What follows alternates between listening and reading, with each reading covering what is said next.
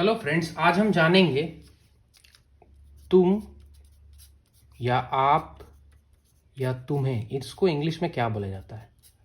या कई बार ऐसा होता है कि आप प्लूरल में हैं तो तुम लोग या आप लोग, प्लूरल में अगर बात करना है तो इसको हम इंग्लिश में क्या बोलेंगे।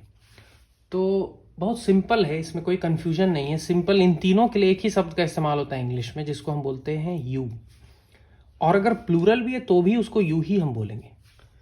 अब कई बार क्या होता है, हम किसी हिंदी में, भारतीय संस्कृति में ऐसा है कि किसी को सम्मान देने के लिए हम कई बार आप का भी इस्तेमाल करते हैं। अंग्रेजों के यहाँ ऐसा नहीं होता, तो आप के लिए भी हम यहाँ पे यू ही का इस्तेमाल करेंगे।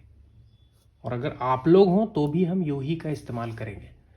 अब अगर मान लीजिए कई बार ऐसा हो सकता है कि यू एक सब्जेक्ट के रूप में काम कर रहा होगा। जैसे मान लीजिए मैं ऐसे बोलता हूं, तुमने उसे पैसे दिया।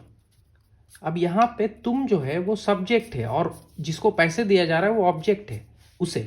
तो तुम अगर सब्जेक्ट के रूप में काम कर रहा है तो हम उसको यू बोलेंगे, और यहाँ ऑब्जेक्ट कुछ और है। मान लो अगर कई बार यू ऐसा भी हो सकता है, तुम या यू ऑब्जेक्ट के रूप में काम करे। जैसे मान लो ऐसा बोलता हूं मैं कि उसने तुम्हें पैसे दिए। अब इसके लिए मैं क्या करूंगा, यहाँ पे सब्जेक्ट अब उसने हो गया है तो ही हो जाएगा, और तुम्हें जो है वो ऑब्जेक्ट हो गया है ना।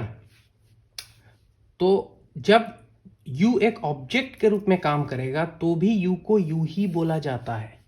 जैसे ही गेव यू मनी, तो यहां पे यू क्या है, एक ऑब्जेक्ट के रूप में काम कर रहा है, एक ऑब्जेक्टिव प्रोनाउन के रूप में काम कर रहा है। तो ऑब्जेक्ट के रूप में भी अगर यू का इस्तेमाल करेंगे तो हम यू ही बोलेंगे।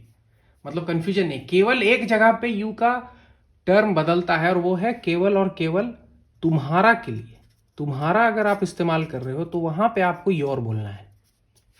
जैसे तुम्हारे पिता एक अच्छे व्यक्ति हैं, your father is a good person. यहां पे पोजेशन जब दिखाना, इसको हम बोलते हैं पॉजेसिव प्रोनाउन।